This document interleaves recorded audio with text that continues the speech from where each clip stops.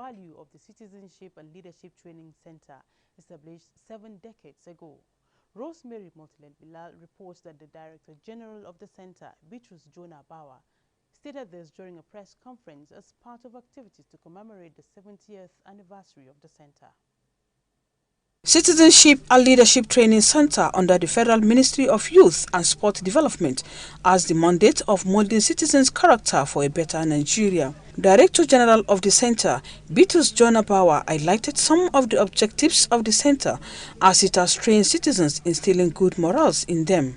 Basically, the Citizenship and Leadership Training Center is a training experience in self-discovery. It's a short-term but intensive training that exposes participants with some challenges, physical challenges around, physical environment, and then you bring out the virtues.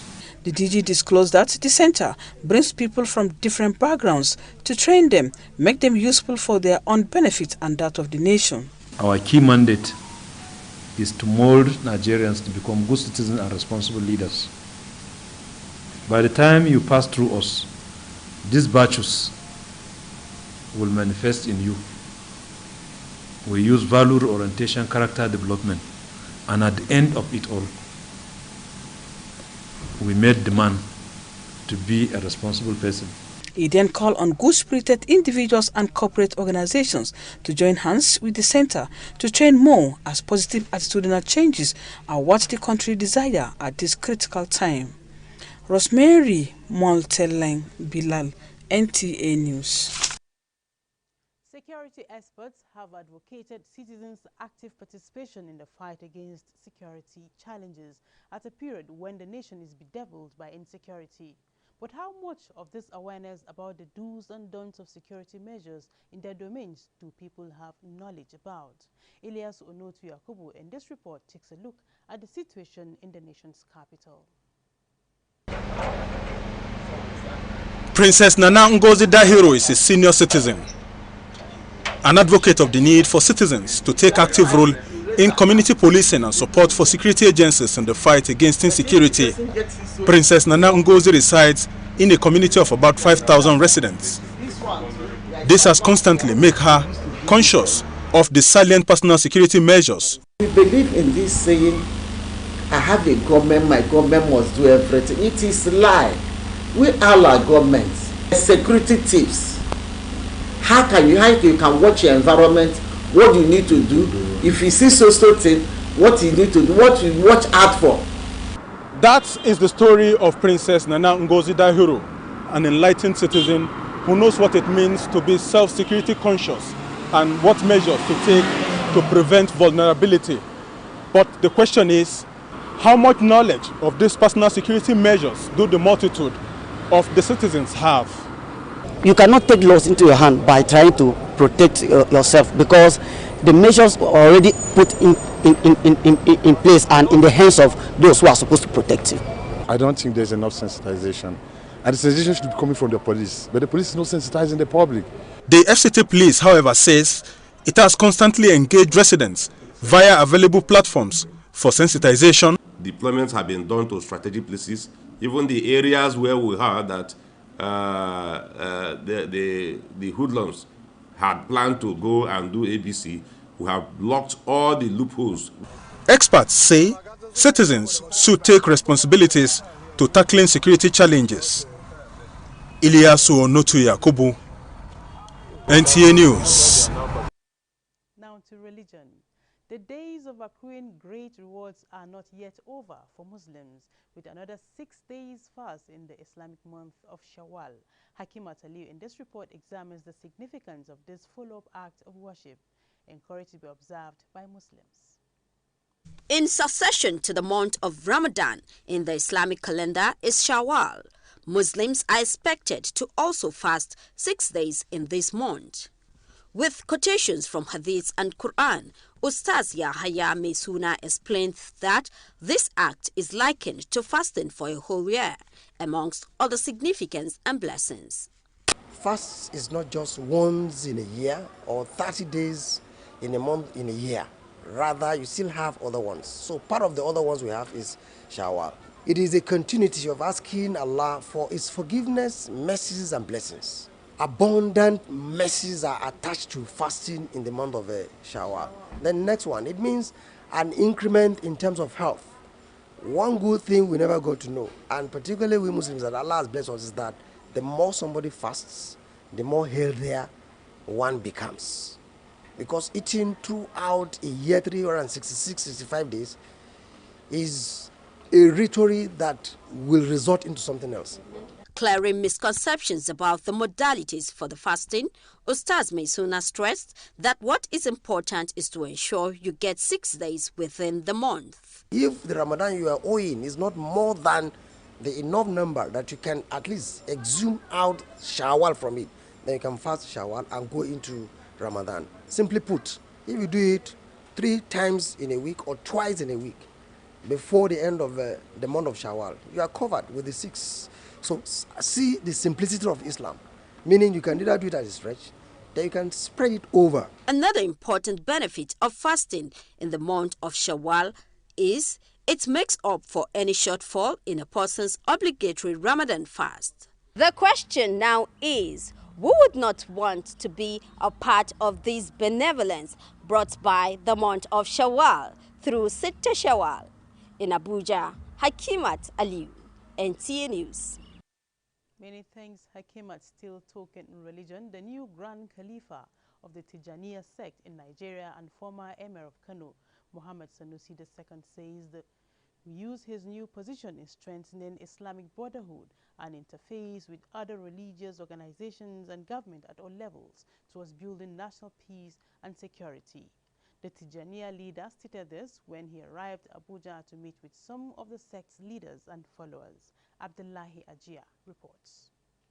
It was a date with history carefully planned by members of the Jam'iyyatu Ansaruddin at Tijaniya for a warm reception to receive the new leader of Tijaniya movement in Nigeria, the Grand Khalifa Muhammad Sanusi II, who was recently elevated to the position, having been found worthy, with history also repeating itself, taken after his grandfather Muhammad Sanusi I, who was the first Grand Khalifa of Tijaniya sect in Nigeria. Top leadership of Jam'iyyatu Ansaruddin at Tijaniya, among other followers who were at the Nnamdi Azikiwe International Airport, Abuja, spent hours to receive and honor their guest and leader. We are, in fact, very, very happy for this day because Allah has shown us what He has been doing to Islam. Today, Allah has elevated him to the leader of the whole Tijaniya in Nigeria, and because of his steadfast to Islam and also the services to Allah subhanahu wa ta'ala. And the unanimous decision we have, everybody supported the leadership. So I feel it's a hope for over 40 million members of this Tijaniya. We come to pay our homage. We pray that he's going to succeed because he's part of us. He knows what we have, he knows what we are, he knows how to go about our issues, and that he's going to tackle it one after the other. We want to congratulate him on behalf of members of Ansaruddin at Tijaniya Niger State. May Allah subhanahu wa ta'ala continue to guide, assist and protect him for this new position. The new Tijaniya Grand Khalifa in Nigeria and former Emir of Kano, Muhammad Sanusi II, assured everyone of a leadership that will be consultative, focused and result-driven, as well as building bond of a united Nigeria, which Tijaniya and Islam always encourage. So the Khalifa Radiallahu Anhu in Kaulach Mahinyas affirmed basically what the Nigerian Tijaniya followers wanted. So I start off on a good note in the sense that the members themselves have unanimously chosen me as their leader, which basically makes my job easier. What we need to do now is to focus on the problems that they have. We are a subset of this country. We suffer the same problems as other Nigerians. And just like other groups, Christians, other sects try to work within this system in peaceful coexistence and try to address their problems, we will also address ours. The meat of his first visit to Abuja after his confinement, the organizers say, was for a high-level meeting and familiarization with members of the Islamic organization. Before his new position, Muhammad Sanusi II was the President General of Jam'iyyatu Ansaruddin at-Tijaniyya, a position he still holds. Abdullahi Ajia, NTA News. And from religious matters, we take a short break. The news at 1 continues in just a moment.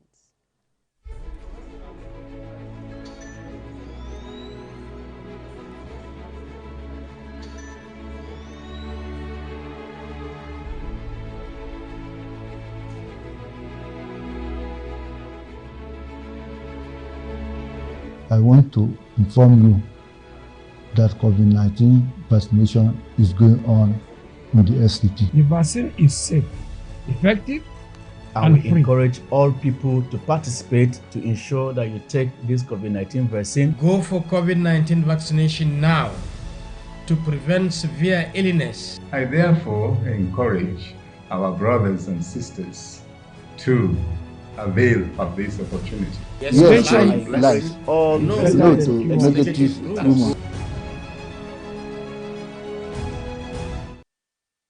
We welcome you back with update on COVID-19.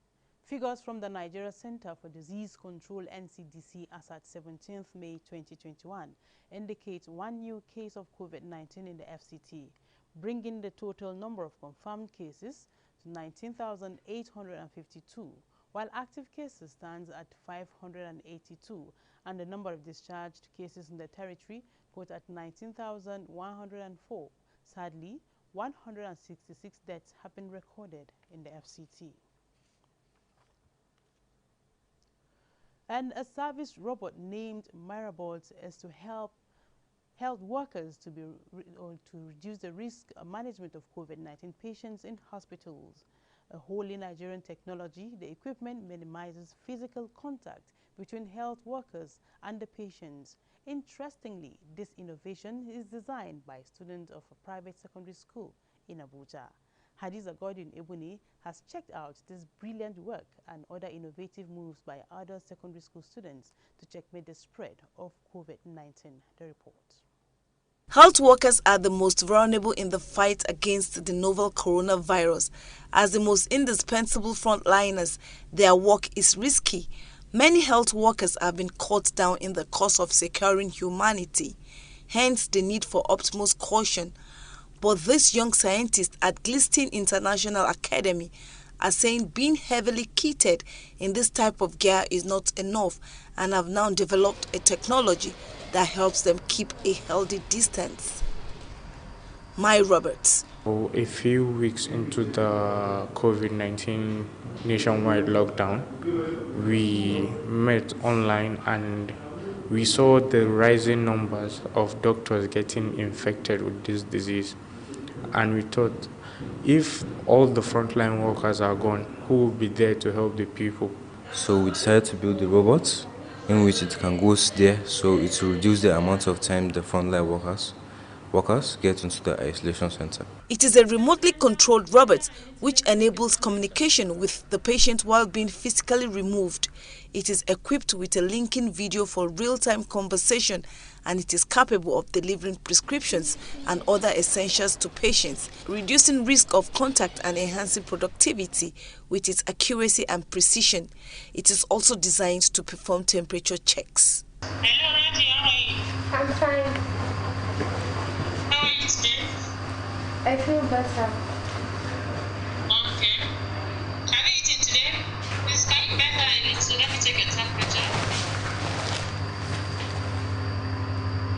The temperature is 34.7. Okay? Okay. And your temperature is okay. Okay. You can check inside the compartment. You will see one envelope with drugs. Yes. You can pick 2 of it. Yes, have 2. At Government Science and Technical College, Area 3, Garki, students there have also risen to the challenge. They have designed a hand-washing station that is manually operated. It dispenses soap and water when tapped with a foot for the operator to wash. The dirty water from the washing goes through the channeled pipes and into the sewers. This innovation have further helped to protect environmental situation and proper waste disposal. We realize that part of the non-pharmaceutical guidelines is constant washing of hands with liquid soap. So we now decided to say, what can we do to help the system? So as a result of that, we came up with an idea to build a simple machine that you can use to wash your hand. The students say they are moved by the hazardous nature of managing COVID-19 cases to come up with these innovations as their contribution in their little way to curbing the spread of the pandemic. Hadiza Godwin Ebune, NCA News. Quite a brilliant innovation, Hadiza. Many thanks. Staying with health. HIV/AIDS is an ever-present health issue around the world. Yet, there is still no known vaccine that can be used to cut the flow of the deadly infection. Hakimat Aliyu examines efforts at addressing this as the 2021 World AIDS Vaccination Day is observed. In 1997, the then American President Bill Clinton charged experts and scientists around the world to work towards creating a vaccine for AIDS to help limit and eventually wipe out HIV/AIDS. Since 1998, World AIDS Vaccine Day is held every 18th of May to raise awareness on the continued need for the vaccine. The program manager, FCT Agency for Control of AIDS, Dr. Uche Okoro, speaks on the significance of the day. Globally, the year 2030 has been earmarked as the year of eliminating HIV. And one of the tools that the entire world is hoping is the use of vaccines. So a lot of effort has been going on, and research has been going on. A lot of investment in that regard has also been going on. The purpose of this day is actually to raise consciousness of governments, private sector, community members, individuals, for the need for us to continuously invest in developing HIV vaccines. Highlighting some challenges faced by HIV/AIDS vaccination development, Dr. Okoro stressed the importance for Nigeria to fully key into the research. They keep changing their variants, their type. So that has been a lot of challenges in coming up with a vaccine. But as I said, if vaccines eventually comes out and Nigeria do not key into it, certainly the vaccine may not also take care of our own variants. And that is why it's important that Nigerians as a country try as much as possible to invest in vaccine production. Vaccine has always been a powerful tool to eradicate diseases around the world. Hence, experts maintain a safe and effective HIV/AIDS vaccine remains key to ending what appears to be a scourge. In Abuja, Hakimat Aliyu, NTA News. Away from health, the International Council of Museums is saddled with the responsibility of coordinating the World Museum Day celebrated every 18th of May. Hawa Gimba takes a look at the 2021 International Day of Museum. Museum is the famous institution that appreciates people's diversity through promoting inclusivity in its operation. The International Museum Day is celebrated annually on the 18th of May to raise awareness about the fact that museums are important means of cultural exchange, enrichment of cultures, and development of mutual understanding, cooperation, and peace among people. These days are very paramount. In the working society in advanced country, these are celebrated, but impact of museum here is not recorded. The history is very low, and though we have people who are talented who actually want to participate for the sake of adventure, entertainment, or history, literature purpose, but then Nigerian system need to do more. When we talk of museum, it's where culture is being displayed, isn't it so? And I think most of the Nigerians they are not aware of what museum is, because we lack. They are not as spread as we are supposed to have museum in every local government. This is where our children will learn the culture. Most of these things we are talking about the past history. Generally in Nigeria, while growing up in Lagos as a kid, I only knew of National Museum in Lagos. I have not seen any other, because that was where I saw the vehicle that Murtala Mohammed was riding on before he was shot. But I have not, apart from that, I can't see any visible impact or whatever the government is making to make sure that there's improvement in the museum. I call on the government to come up with policies that will make sure that our museums are improved, so that our history and culture preserved for the future generation. For example, I just mentioned the Murtala Mohammed car. If they were not preserved, I wouldn't have known and I wouldn't have seen it. So it's very important that we preserve our museum and make sure that it works. And I'm happy that a day is set aside for that. The theme for this year's celebration, The Future of Museum, Recover and Re-image, stakeholders say, is arts. Hawagimba, NTA News. Diversifying the economy through agriculture has been the focus of this present administration, geared towards guaranteeing food sufficiency. To this end, our correspondent takes a look at one of the agricultural produce, coconut, with more than 300 byproducts. Yes. Coconut, a fruit from coconut palm tree family and the only living species of the genus Cocos nucifera. The fruit, according to agricultural experts, have more than 300 byproducts with numerous health benefits. In Nigeria, coconut is grown in 22 states and its production is limited to the southwestern part of the country. Mainly grown and harvested by small-scale farmers, which experts say should be done on a higher level as it can be a source of employment and wealth creation.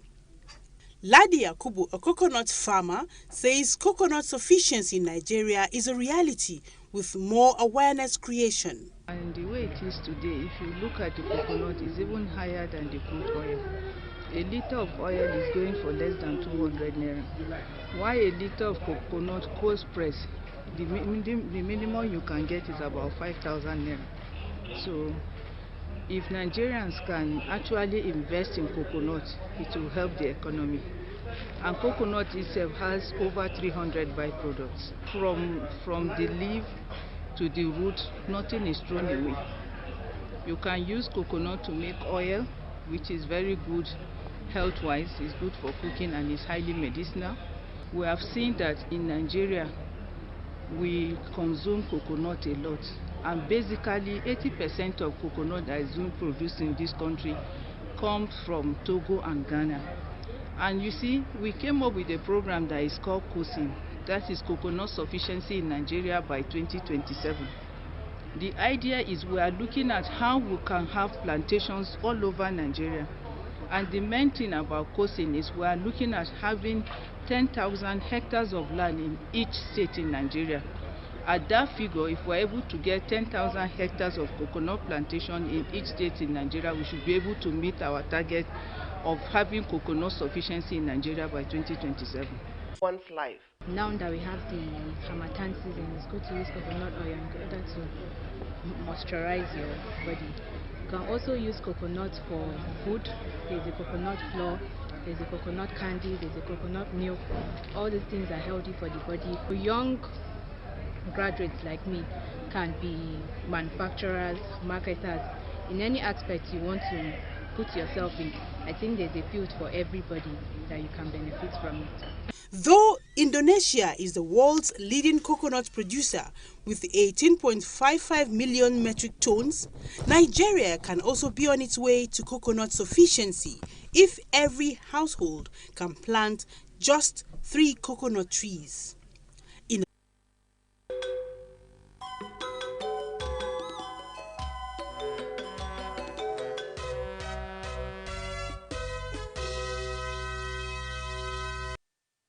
Abraham Marcus has been called to the Nigerian national team following his great performance in his club side in Portugal as Tottenham strike and English forward Harry Kane set to leave the club at the end of the season. Details with Amos Musa on Sportsbrief. Abraham Marcus has expressed his surprise following his made call-up to the Nigerian national team. The winger has bagged 11 goals and provided 2 assists in the 25 Liga Portugal 2 games in the 2020-2021 campaign. Marcus would hope to get a chance to showcase his ability for the Nigerian national team in the friendly as he aims to secure a regular place in the squad. Elsewhere, Harry Kane has again told Tottenham he wants to leave this summer. Spurs are now making inquiries about replacement for the centre forward.